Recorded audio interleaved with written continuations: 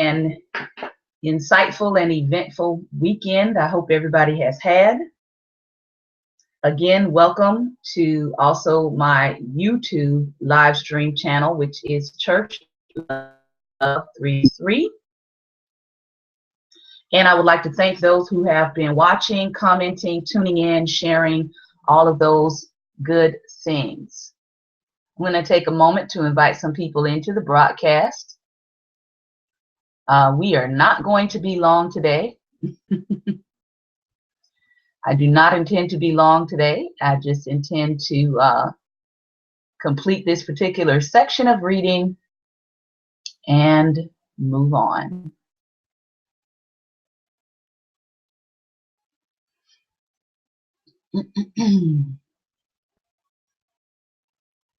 Let's see.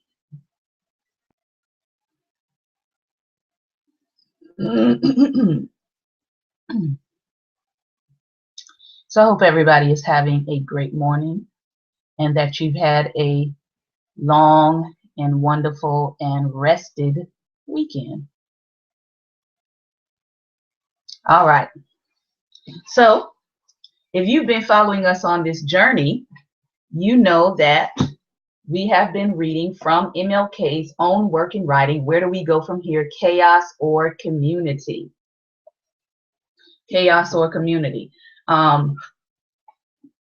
We just passed, I believe, the anniversary of the March on Washington and the I Have a Dream speech. But like I like to tell people, MLK also had not just a dream, but he had a plan. And I've noticed that many more people are using Dr. Martin Luther King's words for their personal agendas. Yes, did MLK believe that all lives mattered? Of course he did. But he specifically stressed in his own writing, which I would recommend people pick up, he specifically stressed that Black lives do matter, right? That's beyond an organization. That's beyond all of the politics around that slogan. Now, the sentiment is true. Black lives do matter. And he also made a point in his writing of bringing out the fact that you can't really jump around and yell that all lives matter while ignoring the injustices that happen in Black lives, while ignoring racial and economic disparity, right? So if we're going to be talking about utilizing MLK's words, his concepts, his thoughts, his ideas, please have some integrity with utilizing his name, utilizing I Have a Dream, any of that stuff. Please get a basic understanding of what MLK was about and what he was for.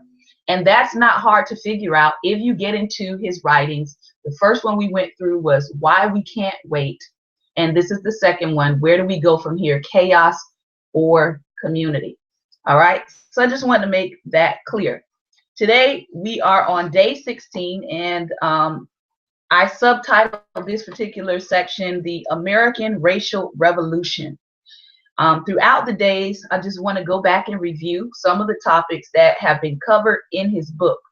Day one, we started out with white backlash. And if you've been paying any kind of attention to any news or media or anything like that, you know that there is some white backlash happening with the quarterback, Colin Kaepernick, I believe that's his name.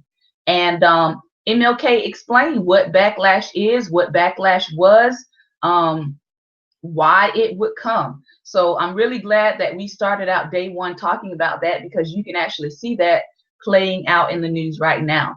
He also talked about the difference between the North and the South racism.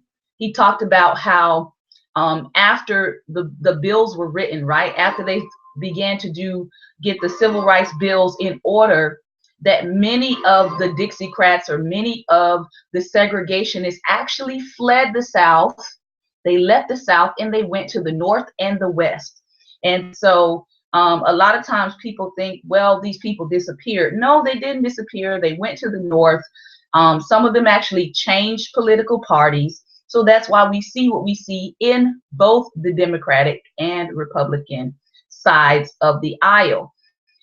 We tend to just put the history of racism off on the Democrats, but the reality is some of those Democrats became Republicans. So if we're going to tell the whole truth, let's tell it all.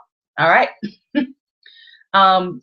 He also talked about the fact that there's a double lock, and that a lot of times we only focus on Black America or what Black America needs to do, but MLK described it as a double lock, and he said that the keys to the double lock were both in the hands of Black America and white America, that both sides needed to step up and be the key to the solution, that it wasn't just left on one side of the aisle. He also talked about Black power. He talked about how Black power became merged into the civil rights movement and who was responsible for that. He talked about slave making and the slave mentality and how that mentality is still affecting Black community. He talked about Black shaming, which again, something we still see happening in 2016, that people actually want you to be ashamed of being Black. I don't see this happening with a whole lot of other cultures, but I do know that when it comes to Black America, you're only supposed to focus on what's shameful, what's wrong, what's embarrassing. And anytime you show any kind of, pride towards your heritage or to what Black people have accomplished, there does come some backlash with that. So he also talked about restoring worth. And I'm just going down and just covering some of the topics that we have shared with you the past 16 days. He talked about dilemmas of the revolution. He talked about the futility of violence in the quest for liberation, in the quest for racial and economic equality. He also talked about white fear, that there is a fear among whites, not only of revenge, but also the fear of Black and brown people overpopulating the United States. There's a fear of sharing power. If I have to share power with other people groups and other cultural belief systems, what's going to happen to whiteness? What's going to happen to white people? So these are very real things that were going on in 1967. And as we can see, these are some of the same concepts, same issues that are being pushed through our media. Then he talked about doctrines from hell, right? He talked about doctrines of white supremacy that are seen throughout all of our different systems in this country.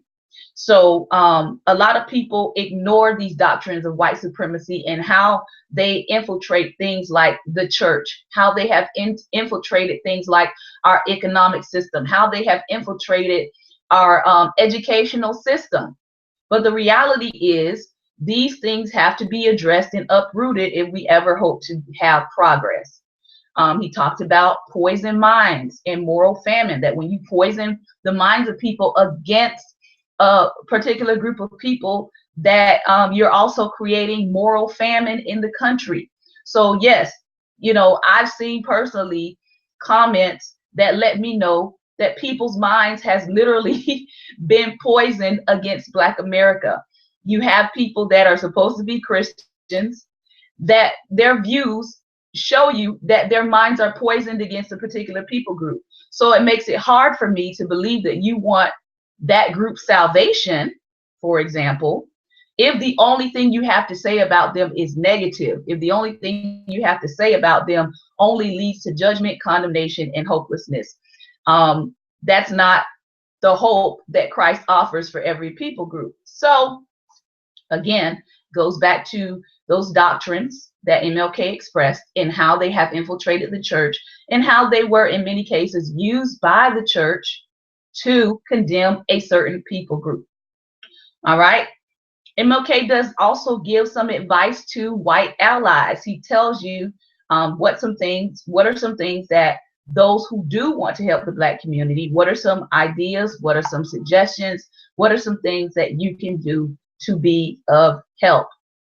Then he goes on and he begins to go back to the church, and he talks about how the church has been compromised and how the church has been negligent in abusing the image of God, um, in an effort to make one people group um, be considered a less of a human or a subgroup or an inferior group of people. Then last week we covered the Black family, what happened to the Black family. We covered ghettos. We covered housing discrimination. We covered redlining. And we covered the part that realtors play as well in creating these ghettos and locking Black Americans out of certain neighborhoods. And if you look on my timeline, you'll see even from 2016, some of this is still happening. Some of this is still going on. As a matter of fact, I believe there's a short video on my timeline where a couple just signed for their HOA, their homeowners association agreement. And as they were reading the agreement, they saw law for their HOA written in that talked about how non-white people were not allowed in that housing division. And they brought it to the attention of the people. A news reporter came out. They were showing the document. And then I guess the gentleman who was over the HOAs was basically saying he was going to have to go through all of the properties that they owned and oversaw to check their, to check their policies to make sure there was nothing else in there that was that blatantly in violation of civil rights law. So that was just recently in 2016.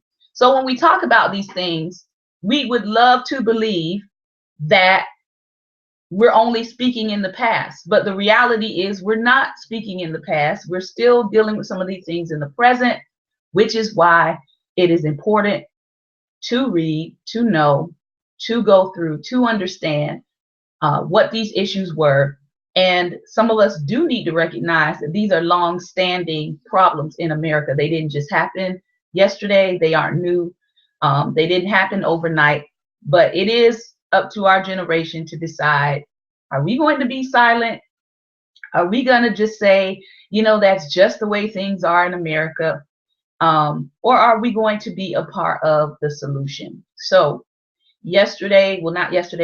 Friday, we ended with cycles in modern day challenges. And today we are talking about what MLK talks about as the American racial revolution. So let's get started in today's reading. Heavenly Father, thank you for this word, this reading. Thank you for MLK leaving a legacy, leaving a blueprint, leaving his heart on paper so that we can read, we can listen, we can hear with a spiritual ear. We can take what he has said and we can learn from it, and we can seek your face as to our part in being a part of the solution and not a part of the problems that we see. It is in your son Jesus' name that I pray. Amen. So let's begin. The American racial revolution has been a revolution to get in rather than to overthrow. So he starts right off the bat telling you this has been a revolution to be included, right? Rather than to overthrow a society. He says, we want to share in the American economy, the housing market, the educational system, and the social opportunities. This goal itself indicates that a social change in America must be nonviolent. If one is in search of a better job, it does not help to burn down the factory. If one needs more adequate education, shooting the principal will not help.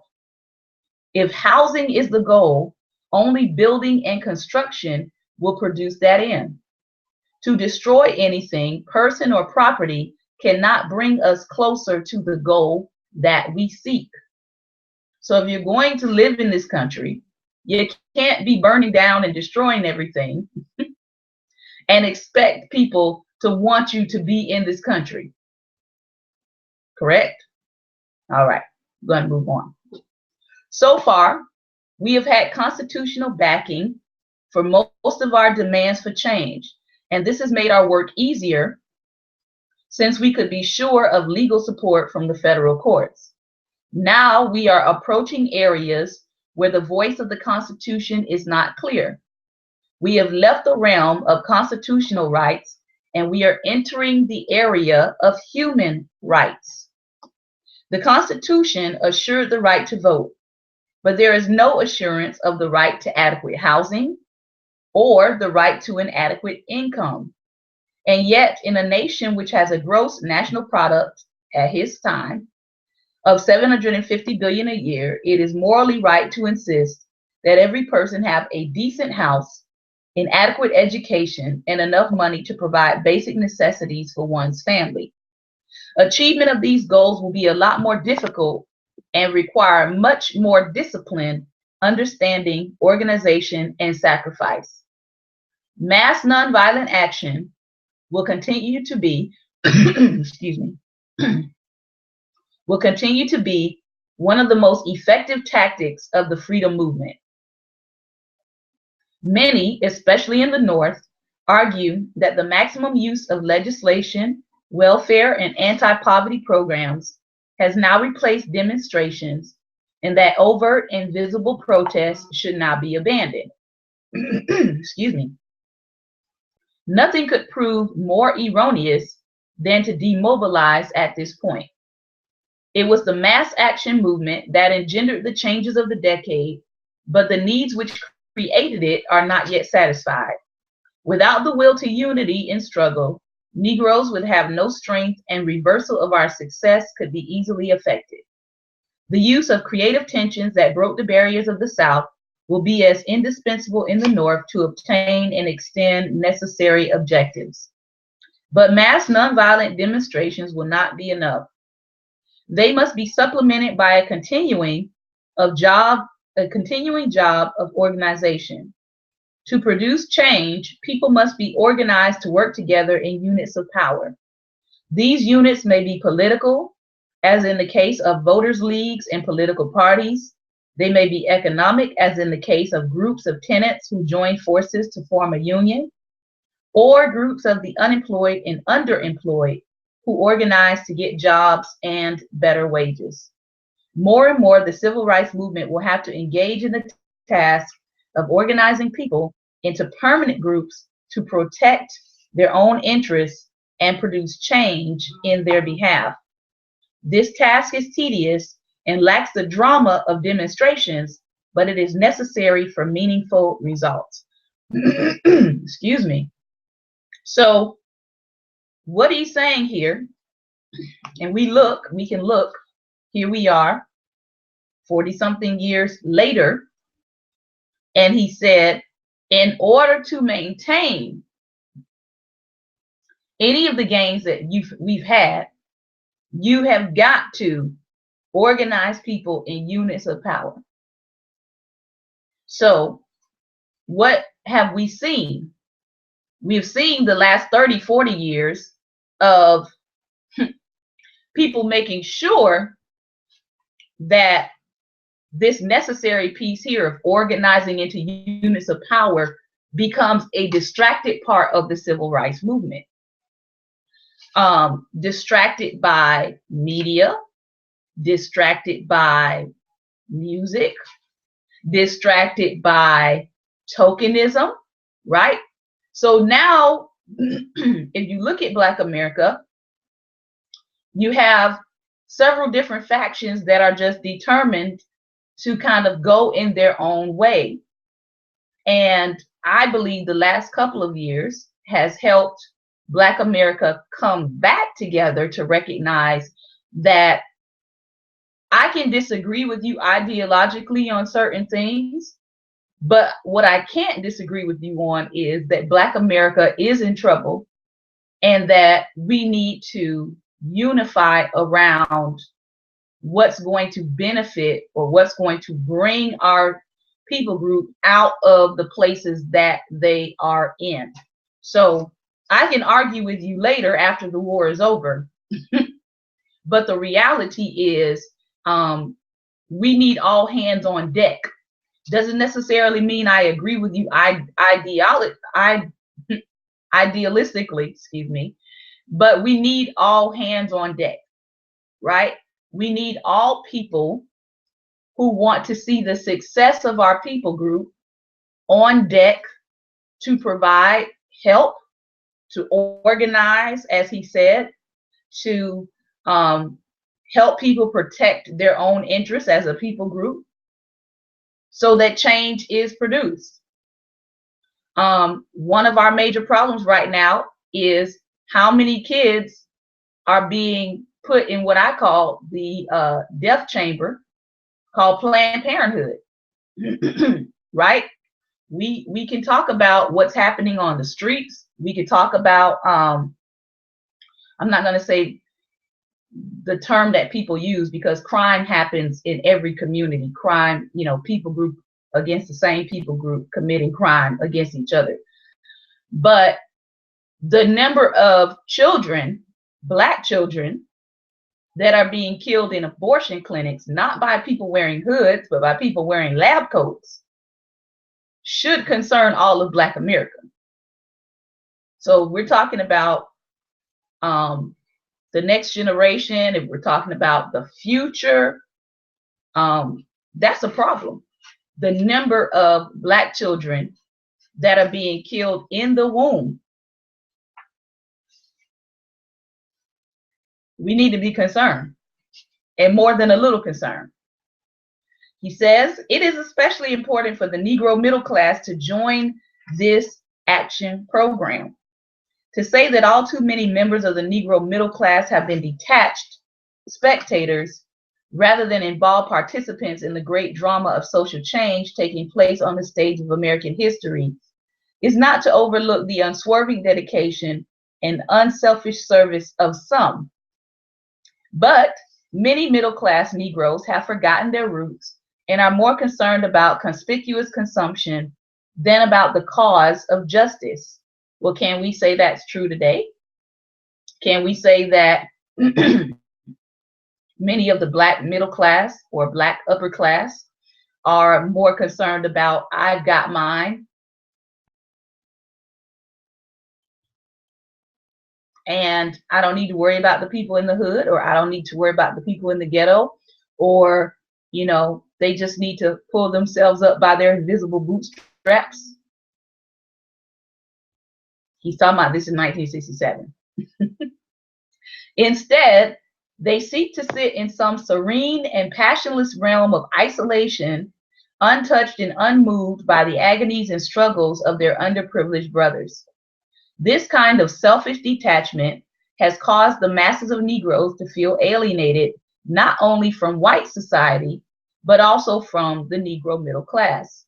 They feel that the average middle class Black has no concern for their plight. The feeling is often corroborated by the hard facts of experience.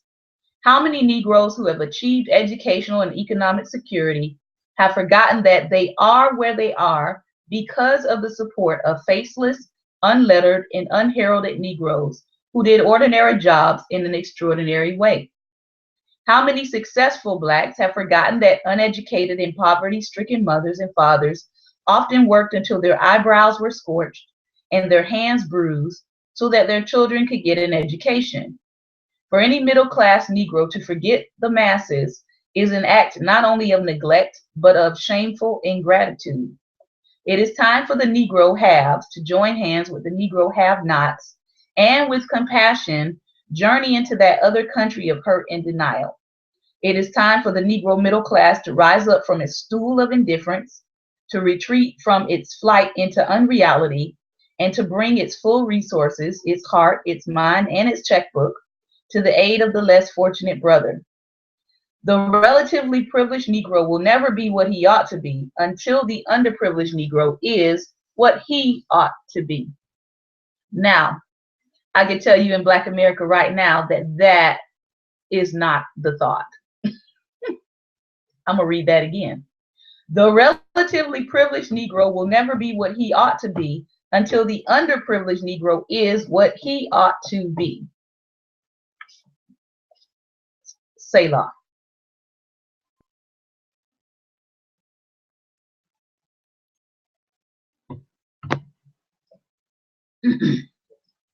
The salvation of the Negro middle class is ultimately dependent upon the salvation of the Negro masses.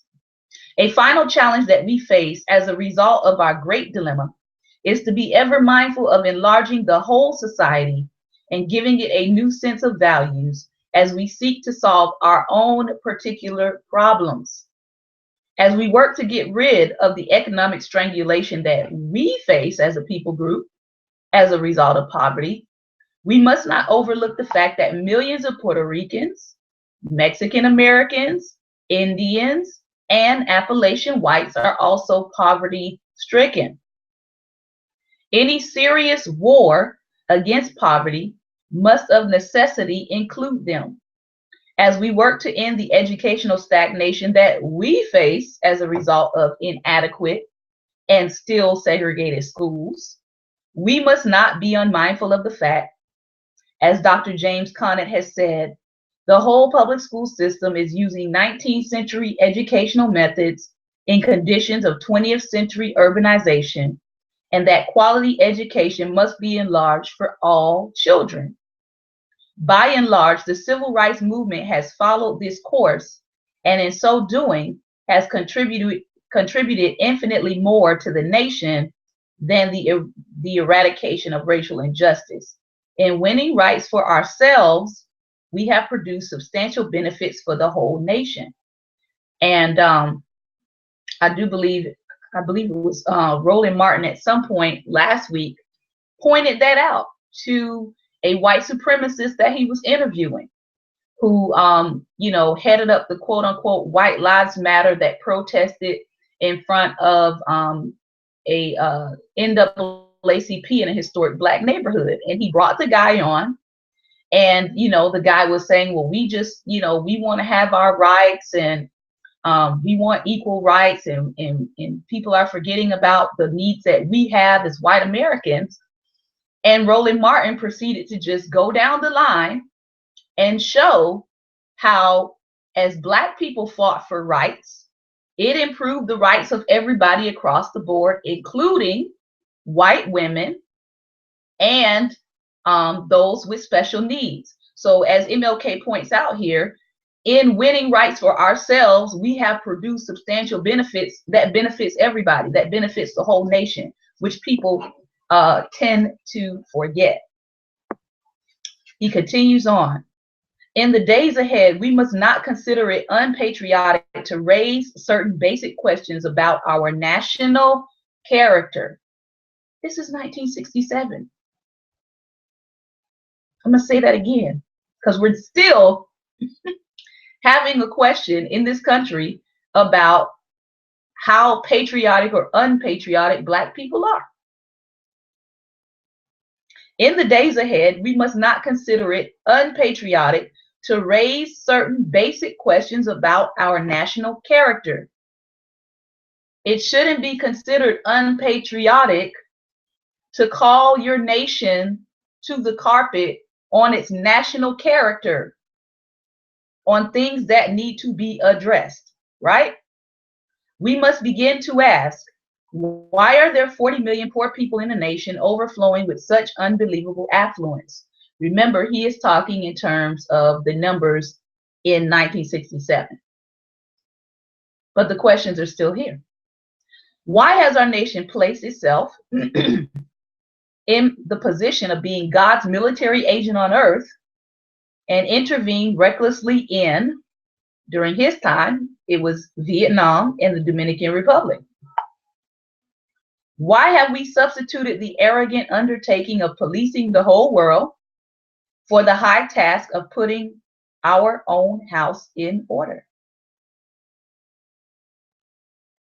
Again, why have we substituted the arrogant undertaking of policing the whole world rather than putting our own house in order? All these questions remind us that there's a need for a radical restructuring of the architecture of American society. And I'm closing shortly. For its very survival's sake, America must re-examine old presuppositions and release itself from many things that for centuries have been held sacred. For the evils of racism, poverty, and militarism to die, a new set of values must be born. Our economy must become more person-centered than property and profit-centered. Our government must depend more on its moral power than on its military power.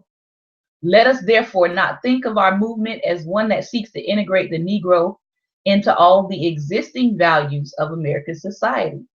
Let us be those creative dissenters who will call our beloved nation to a higher destiny, to a new plateau of compassion, to a more noble expression of humanness. We are superbly equipped to do this. We have been seared in the flames of suffering. We have known the agony of being the underdog. We have learned from our have-not status that it profits a nation little to gain the whole world of means and lose the end its own soul. We must have a passion for peace born out of wretchedness and the misery of war. Giving our ultimate allegiance to the empire of justice, we must be that colony of dissenters seeking to imbue our nation with the ideals of a higher and nobler order. So in dealing with our particular dilemma, we will challenge the nation to deal with its larger dilemma. This is the challenge. If we will dare to meet it honestly, historians in future years will have to say there lived a great people, a Black people, who bore their burdens of oppression in the heat of many days, and who through tenacity and creative commitment injected new meaning into the veins of American life. So here in this section, we see that MLK is urging us, number one, as Black people, to not just be committed to demonstrating, but also be committed to organizing within our own community, organizing unions, organizing groups to protect your own interests and to produce change that nobody's going to come and rescue us from, right? There are certain problems in the Black community that he is saying the Black community needs to organize and take authority over, take control over, and deal with. He's also saying that not everything about America's values are things that we want to take on, right? He's saying that certain things about America, certain old ideas have to be examined in light of truth, in light of justice, in light of liberty for all, in light of equity. And he's saying that many things in this country that for centuries have been held sacred need to be re-examined, like the Star-Spangled Banner, which everybody is in an uproar about. But the third stanza of the Star-Spangled Banner actually is talking about slaves. It's an ode to slavery and, yeah, an insult to the ancestors of Black Americans. But you can go read the third stanza of the Star-Spangled Banner for yourself and find out why there's lots of controversy around it. So again, America must re-examine old presuppositions and release itself from many things that for centuries in this country have been what? Held sacred. Then he says we must as a country come back to depending on our moral power, not just our military power. If we are going to really become, as he says, an empire of justice, then there are certain things that we have to change in our country and really come to liberty and justice for all. Now, again, he's saying this in 1967. Here we are in 2016, and you still have people who are in denial about the fact that we don't meet the ideal of liberty and justice for all. So that was today's reading. Glad we got through it without Facebook Live stopping on us.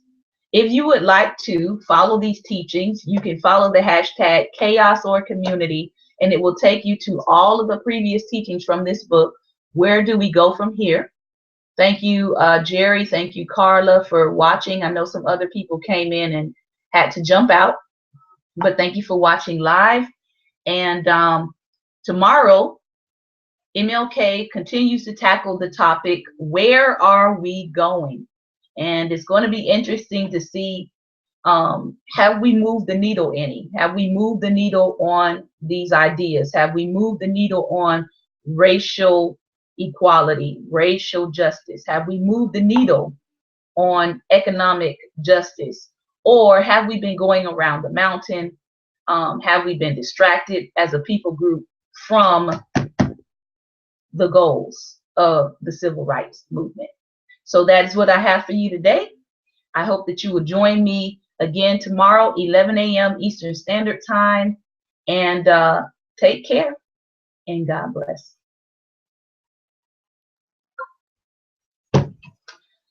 Thank you for joining me, and I hope that you will join me again for another installment of the MLK Uncut series, Chaos or Community. You can go into our playlist and you'll be able to find the other days that we covered. Thank you again for watching. Take care and God bless.